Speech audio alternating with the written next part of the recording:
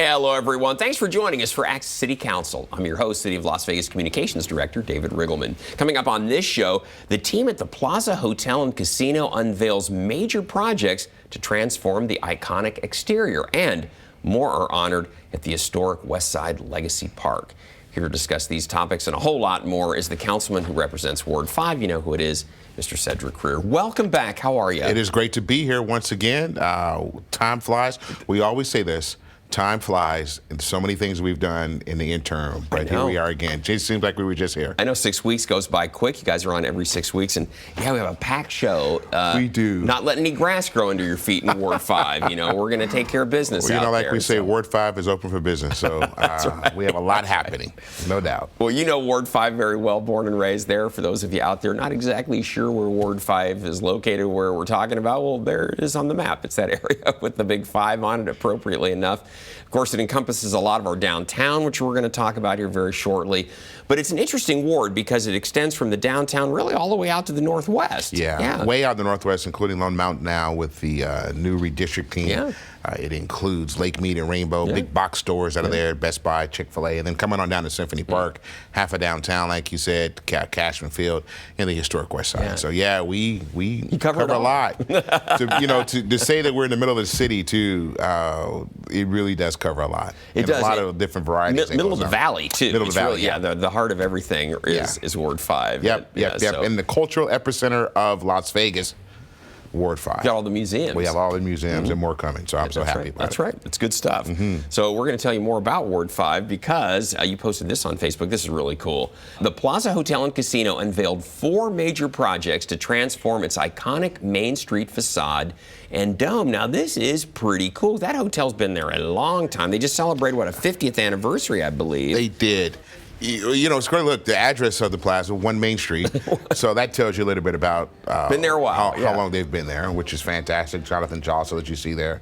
What a great addition this is going to be. This is the Carousel Bar right outside the famed underneath the dome entrance, the Porte Cochere entrance. Pink Box Donuts are going to go into the entrance there.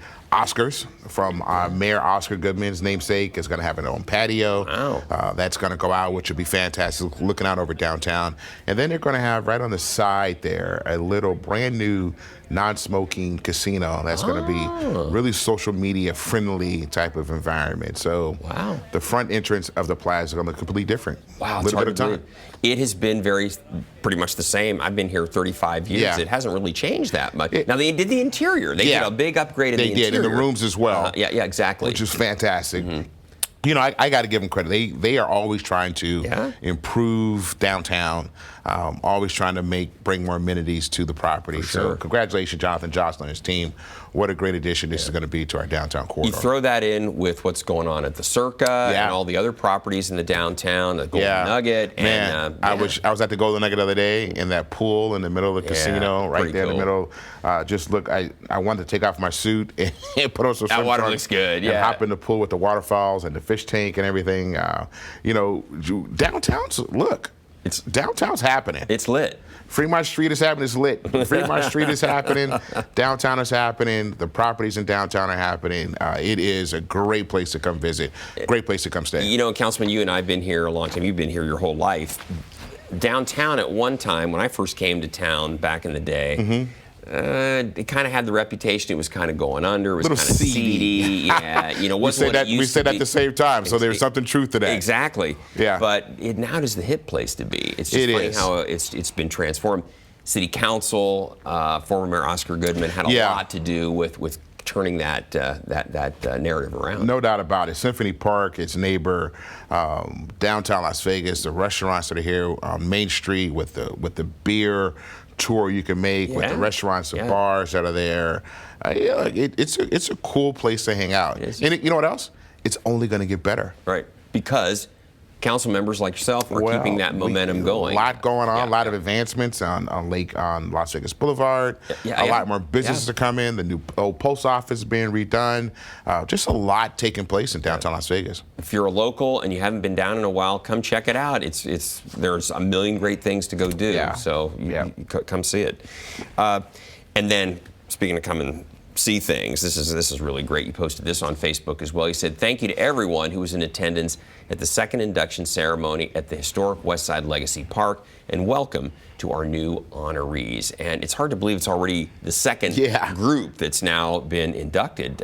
Councilman, tell everybody about the project and why we induct these honorees each year. One, I tell you, this park has taken off more than any other park that I've seen in our city. I'll just say that. The park was originated about trying to find a way to honor trailblazers that have come through our community, many of that are still in our community, that paved the way for the success and advancements of our community. And we had 36 individuals that were inducted in the first year. Second year, we had 22 individuals that were inducted. We have a committee. People submit applications. The committee reviews them, makes recommendations to myself as well as to Commissioner William McCurdy, because this is a joint city project that took place. And then we narrow it down, and then we make determination. We had a big ceremony, another beautiful day. Food, we had entertainment, some great guest speakers that spoke on behalf of the community. So look, it is a symbol of the best of our community. And we are so proud that these individuals did what they did in order for us and for myself to be in the position that I'm in now. Tyrone Thompson used to work here at the city and then county, and of course he's passed away, and so I know that meant a lot to his family to have him inducted. And the family comes out and have a day to recognize them, and it's just very, very special. I tell you, it hits home. Many of the individuals that I said this that are inducted, I know personally, and it's just great to see them being recognized. Including in the first class, your parents. My parents, You know, they were people that did a lot for our community, not looking for recognition. Never wanted to say, look what we did. I find out more about what my parents have done in our community after they passed. And at that event, people came up to you. People come up and say, hey, your parents did this, or they did that. I didn't know that. They helped kids go to school, or they did this, or, I didn't know that. My parents never came home and said, hey, look what I did today. They just did it. Councilman's father was a physician and was the second black doctor here in Southern Nevada, and did everything. I mean, he delivered babies, took care of the people with colds and flu, and you name it, he did it. He was kind of an all-around doctor. He was a country doctor at best, right? And if you had something going on, you would go see my dad, and he would take care of you. People would knock on the door at our house, and they would say, "Is Dr. Kerr here?" He'd say, "Yeah, come on in," and he'd take care of you. Yeah. He didn't charge people, but if you could pay, you paid. If you couldn't pay, you didn't pay. There's a lot to be learned from that, and I'm blessed as an individual to see that firsthand, because it is reflected within me as I do what I do as a councilman for my ward. It's funny, it's hence the name of the park. It's a legacy that we pass on. It is a legacy. Right? It is, and it's just great. Well, to Councilman's point, if you know of someone in the community who you think could be very, very honored and deserving of being inducted, we want to hear from you. Excuse me. Yes, submit an application. We have a committee, like I said. We don't know everybody, and so we do seek those applications. And if they've made a commitment and made something to our community, great. Exactly. Love to hear from you. So, and never a dull moment, Councilman. I mean, you're busy, as we said. You posted this on Facebook. Welcome HUD Secretary Marcia Fudge to discuss affordable housing issues and tour our affordable housing facilities. So it's a big deal. You've got a cabinet member coming to town, you know. It is. And what an honor to meet Secretary Fudge, who is the Secretary for Health and Human Services, HUD, and works with all of our affordable housing and that's around the country. Secretary right there, yes. And former mayor, which is great, which I didn't know. Former mayor, former congresswoman, and now secretary, which is great with her being a former mayor, because she knows what it means to be on the ground. In a city, exactly. She knows what it means to be at the forefront of a community. Like I say, my office is Grand Central Station because people call our office about everything. Exactly. I don't know who to call. Yeah. It's not a city issue, but I'll start with the council. With my council person, or I'll start with my alderman in some cities, or exactly. town board. Let me start there. And she's gone through that, and it was fantastic for her to see firsthand of some of the work that they have been doing, and see some of the projects we're looking to do, and how she can, in her role, help support the projects that we need. It's a huge issue because I think it's not a surprise to anyone out there right now how housing costs have just skyrocketed over the last year, especially. Cost of homes have gone way up. Rent has really skyrocketed. And so for people who are making good incomes but who are not making a ton of money, it's become a very challenging thing to try to find an affordable place to live. You know, David, it was interesting you said that because at one of the stops, one of the persons that spoke works in the casino business, has a good job, makes good money, recently was divorced, moved out of her home. Now she lives in an apartment with her kids. She's trying to buy a home. She said, look, I'm not poor, I'm not homeless, but I can't afford to buy a house. Exactly. And so many people are in that boat right now. Yes. You know, I just can't afford the cost of housing. And even my apartment, the rent is going to go up. Exactly. 30, 40%. And I need your help. And she's like, look, I've never gone through this system before. I don't know what it entails. I'm not looking for a handout, but I need some help. And maybe someone can direct me in the right direction. And so it was great for the secretary, the person who's in charge of that on a national level, to hear that and to see that. Yeah, and to see it firsthand, especially too, if you're going to be paying $1,500, $1,700, $2,000 for rent, let's help these folks get into a house where that money's going toward a mortgage, not toward just paying rent someplace. If we can work it out. Going towards building equity. And also, you know, the biggest investment that most of us are going to make in our lifetime is in our home. And that's how legacies have been generational, given down. Wealth has been given down through the transfer of land, home into, you know, kids, grandkids, et cetera. And that's why it's so important that we get people into home ownership. Exactly. Well said, Councilman. So good to have the secretary here, and I'm sure that you had plenty to explain to her about what's going on in Las Vegas. I know you well, and I'm sure that you were not shy to tell her what's going on here in Las Vegas. So, Councilman, I love this. I didn't know anything about this until you had told me about this event, but there was a convention that took place here, Advancement of Blacks in Sports, the first annual conference. And what I didn't understand is this wasn't just about people on the field or on the court. This was about those in the leadership roles, executive roles, coaching roles, etc., around the sports. The first picture you saw was a gentleman by the name of Gary Charles, who does a lot of work in athletics. He's a consultant on many fronts for a lot of different things, and so he and others formed this organization, Advancement of Blacks in Sports. It's first year that they've done it, and they have Nikki Vargas, who's the president of the Las Vegas Aces, is on their board as an example of the caliber of people. They honor Dr. J and others throughout the athletic community. They are just looking to find pathways for those who are seeking advancement within sports. And many times, in my role on the Board of Regents as the chair of the Coach Diversity Committee, you know, we talked about having more black coaches, athletic directors, and pathways to make that happen. And so you would be surprised. You think that we've made huge advancements and have, at a certain extent. I remember at one point there's 130 different athletic NCAA football teams around the country. And 4 or 5 years ago, there were only 4 or 5 black coaches who had ever been head coaches. And so when you look at those coaches, many of them have retired. Some of them are at other places. So as you do an RFP looking for a coach, and if you say, hey, I want someone with previous head coaching experience, then you narrow that pool down to those those 4 or 5 individuals that have had previous coaching experience. You don't really think about it, but things that could happen. And so just to create policy, to create advocacy towards the advancements of blacks in sports in general, on and off the field. Yeah, and that's the part I didn't understand, Councilman. I mean, clearly, blacks have done well on the field, on the court. Yeah. But this is about the business side, the operational side, the coaching side. It is. Coaching, athletic directors, front office. You see a lot of disparity that takes place.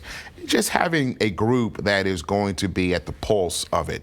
And it was my first year going. They asked me to come out and give greetings to them. This is their first year.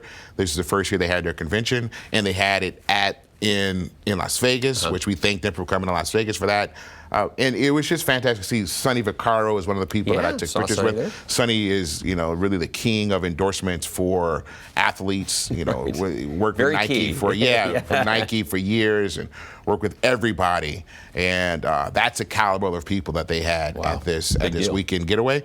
And so it's great to see. And we want to do a weekend to help support them, advance their cause. And as a former athlete, it kind of hits home to me as well. Yeah, you played tennis in college. Yeah, I played tennis in college. And you were the captain of the team. I was captain of our team, and I went to historically black college. But if you look around, as we traveled around the country playing tennis, you didn't really see a lot of black kids playing. We showed up and everybody thought we were a basketball team because of the fact that you had until you start hitting those and then smashes and then you start playing. So I think it's a tennis team.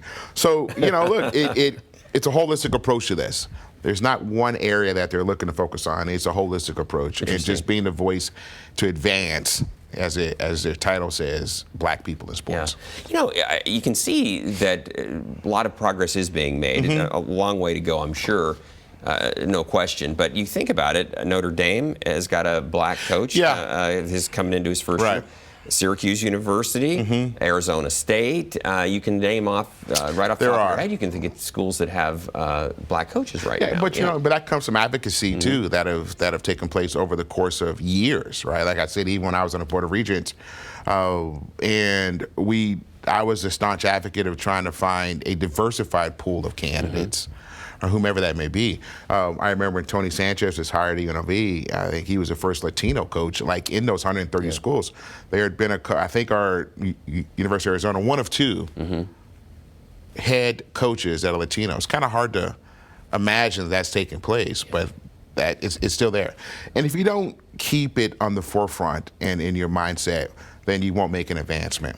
And I think it's important in situations like mine where I actually have a voice with the president, a voice with the chancellor, a voice with the athletic director to say, hey, don't forget that we want to get a diversified pool of candidates. We want to get the best candidate, but we also want to get a diversified pool of candidates. Exactly right, because there are going to be people of color who are going to be absolutely perfect for the job. And ultimately make the decision, but we have to make sure that we give everybody an opportunity. And what happens too with that, David, is it advances into the classroom as well, into the administration as well.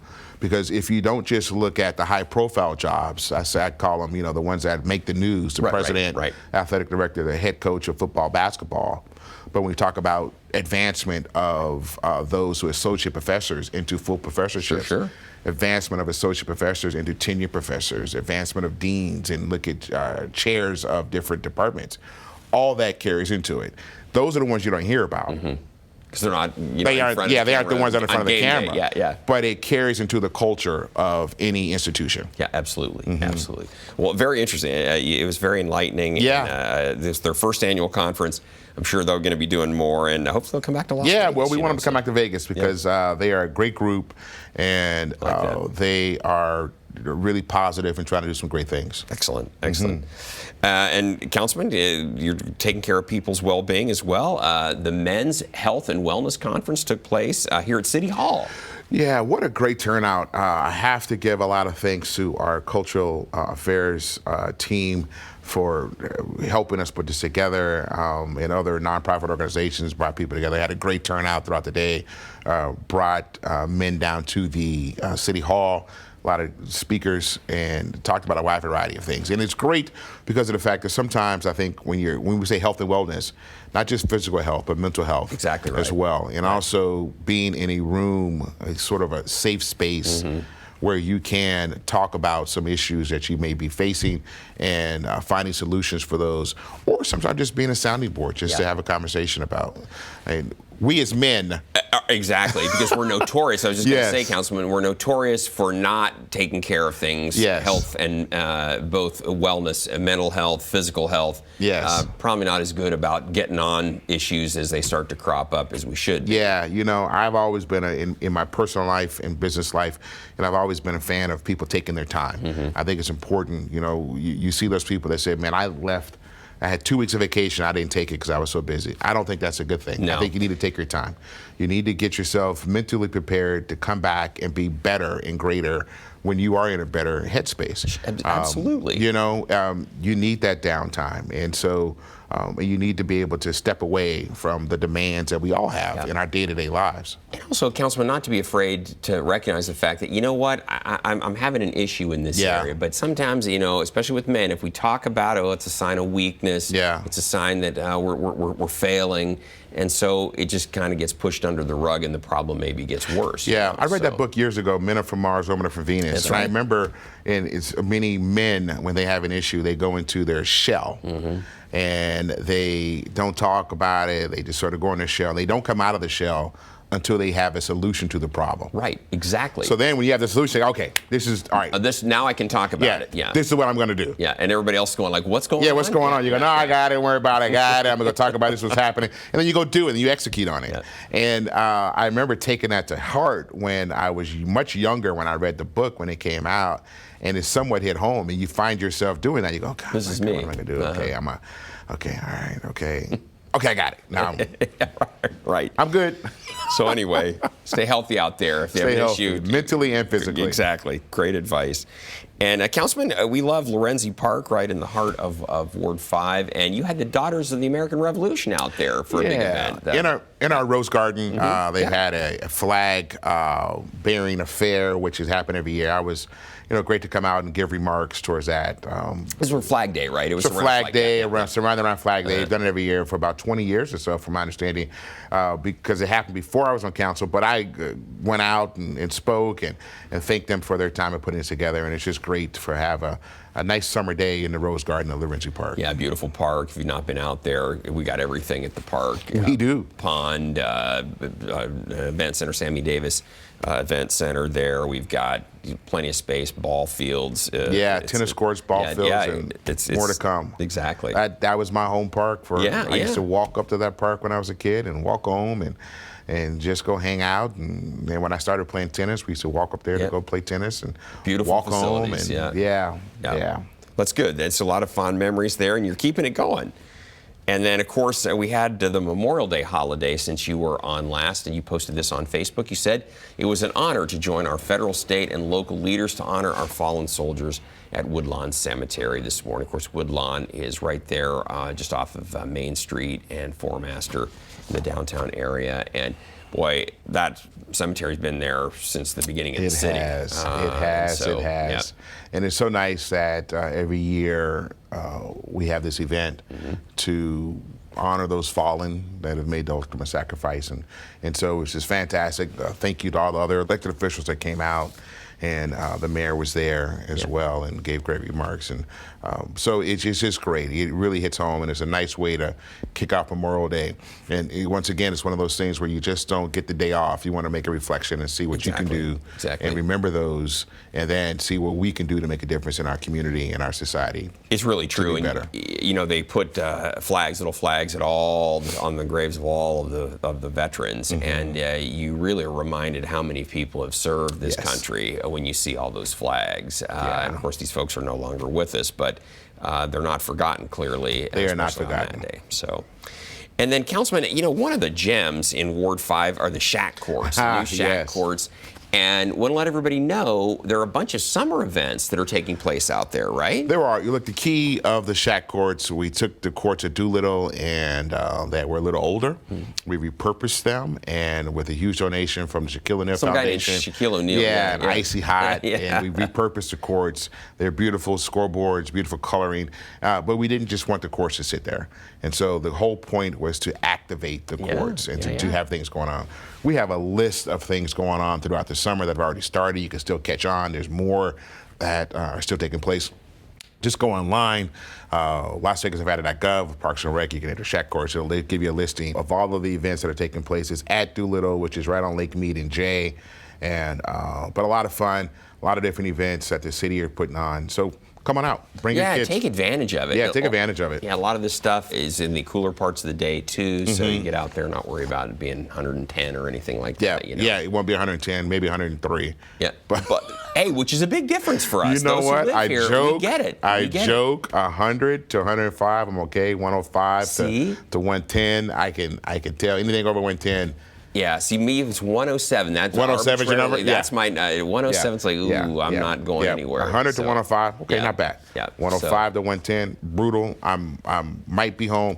110 above, don't look for me. Totally get it. Totally get it. I'm hibernating. I totally get it. Councilman, tell everybody the Shaq Courts, some of the amenities are out there if they've not been out, not seen it on our programs. Yeah, so look, we've got brand new courts that are there, brand new glass backboards. We have a seating area now, which is covered, which will keep you out of the sun, which is great, which we never had before.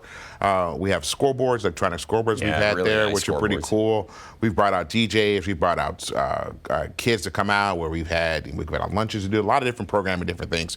It's really, really cool, right on Lake Mead. You can't miss it. They're the old Doolittle courts, but now the new Shaquille O'Neal Foundation courts. It's so really thank you once again, Shaq, and the Shaquille O'Neal Foundation. Yeah, it was a huge donation, and we're running with it. So thanks so much.